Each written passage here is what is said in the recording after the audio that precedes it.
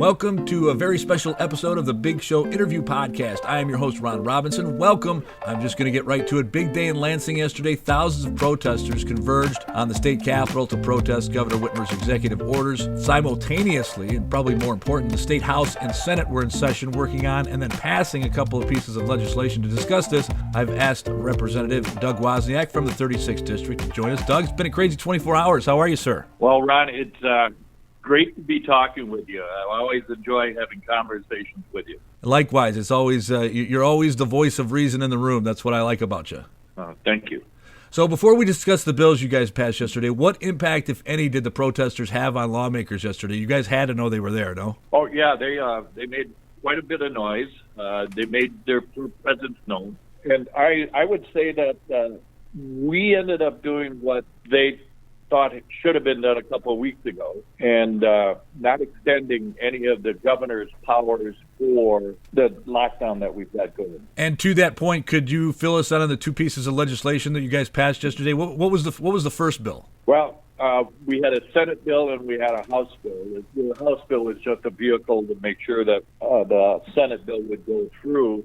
And in the Senate bill, we incorporated a lot of the things that the governor had already put into her executive orders, but we codified them into a statute. So we were trying to work with the governor, but we weren't going to give her any more time on her power as she thought it was under the 1945 Act.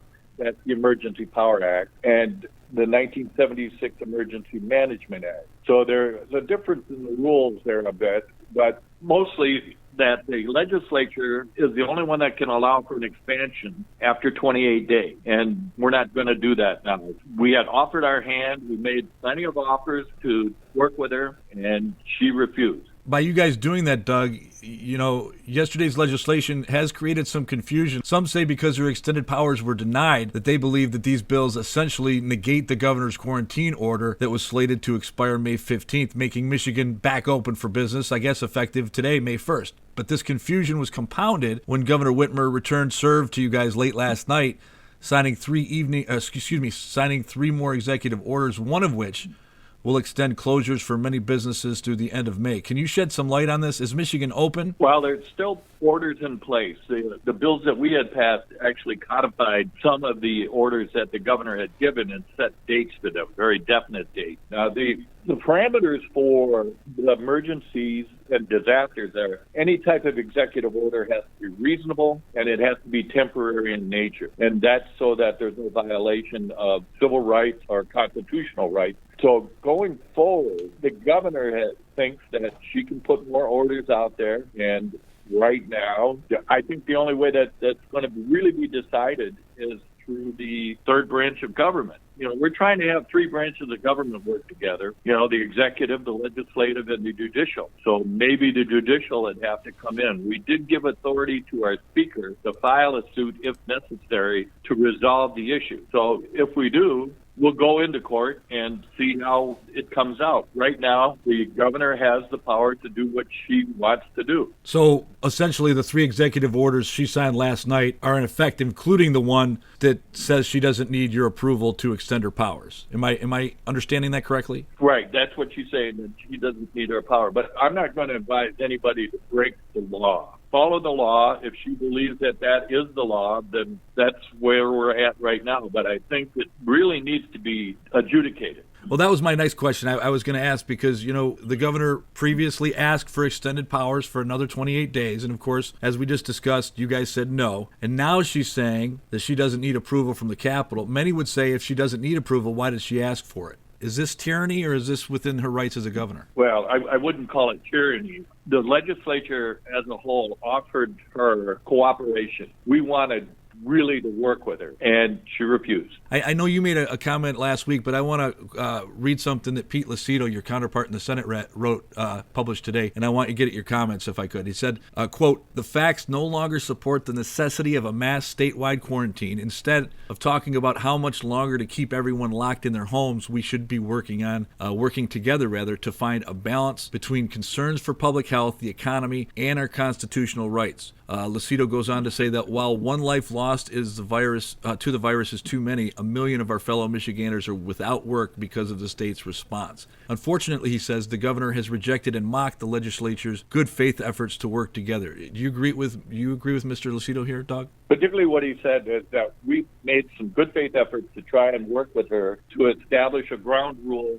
for going forward. We made offers of 1 week, 2 weeks, begin to open up the state, because we have to look at what can happen to this state if we go into an economic downturn. We can't do that. We're looking at upwards of $4 billion of loss. I'm just throwing that figure out. I don't know how close it is, but in our budget next year because of this pandemic. So when you look at that $4 billion, we were all of a sudden thinking about education. We're talking about roads. We're talking about Department of Human Services. All those things are going to be affected. So that's got to be resolved going forward one way or the other. And the longer we stay in this economic lockdown, we're going to have greater problems. This isn't the first time that Governor Whitmer has crossed with state lawmakers. A lot of people might not remember this, but earlier this year, rather than present her budget to lawmakers, she released it through the press. And then earlier this week, Governor Whitmer leaked email communications between her office and the state majority leader, Mike Shirkley. Is this normal behavior from the governor, or is this just politics? Well, I think when you go into negotiations, you try and keep them confidential. That's the only way that you get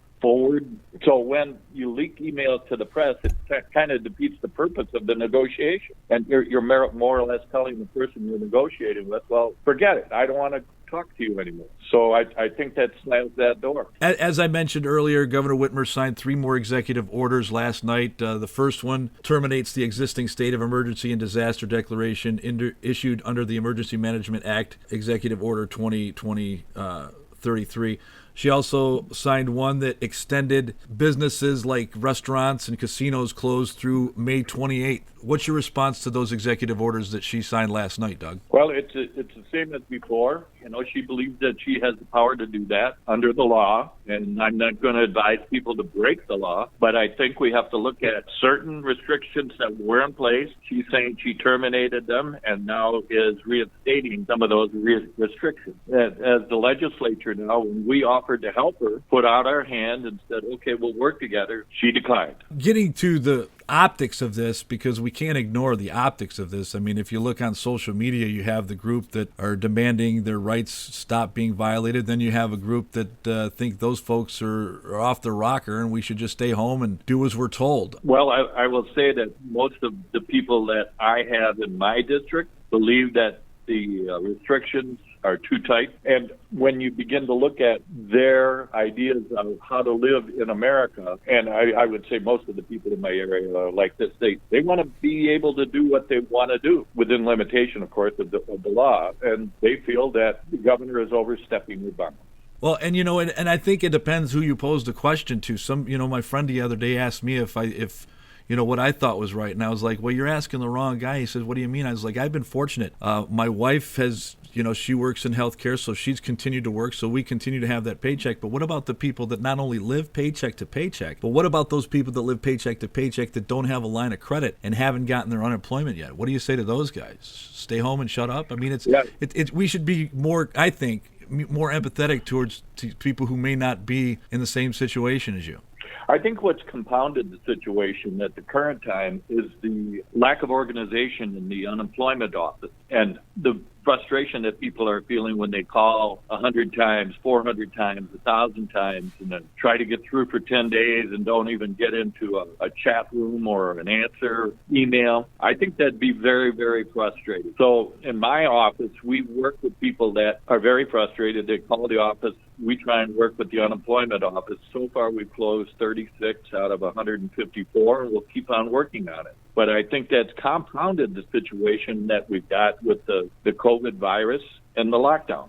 Governor Whitmer is scheduled to address the state at 3 o'clock today, Doug. What do you expect her to say, and what do you hope she says? Right now, I think she's going to reaffirm her position. That would be my thought, in explaining her new orders that went out last night and this morning. That's as far as I think she'll comment. And, of course, the report on the number of COVID cases and some other news going forward. I haven't seen her address the economic situation in the state, except for perhaps there might be some regionalization and breakout of different businesses in certain areas of the state. But then can you consider that to be fair to people that don't break out? I mean, that won't be able to open their businesses? I think everybody should be treated equally. Yeah, I can't even imagine living in the UP and having they don't have much of a spread up there, and they're shut down just like the Tri-County area here in Southeast Michigan. Well, I'm empathetic to all the people in the state, no matter where they live. I think these shutdowns should be reasonable and temporary. We've gone over the border. But again, I think all the residents of the state should be treated equally. Well, Doug, what's next? What can we expect for businesses like restaurants and bars, casinos, and other highly affected businesses? When should we realistically expect those places to get back to normal, if they ever will? Will they ever be normal? Yeah, that's a crystal ball question, Ron. I don't have that crystal ball, but I would say that people would be hesitant to go out. They would feel that their safety might be compromised at the current time. But then again, I know that there are people out there that are very inventive, that are going to be very successful at coming out of this paradigm.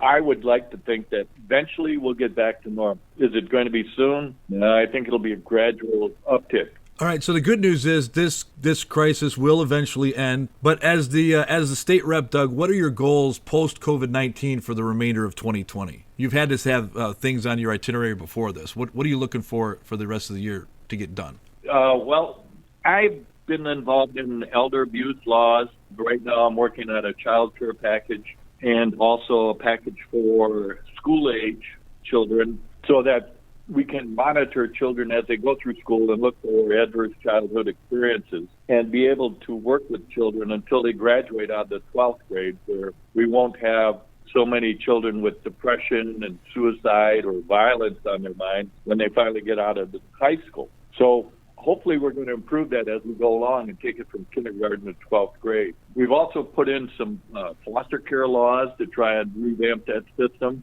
and we're going to continue doing that. Of course, we have the auto no-fault rolling out in the middle of the year. I think there's going to be some tinkering with that as we go forward.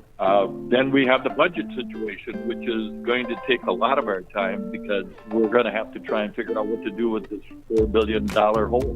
Doug, I can't thank you enough for joining me today and shedding some light on what was happening there in Lansing. Thank you so much, sir. Ron, it's always a pleasure talking with you. Thank you for the invitation. Thanks again, Doug, and thank you for tuning in for the Bigshow Interview Podcast. I'm Ron Robinson, asking you to get and stay connected for our next episode. Until then, take care of each other.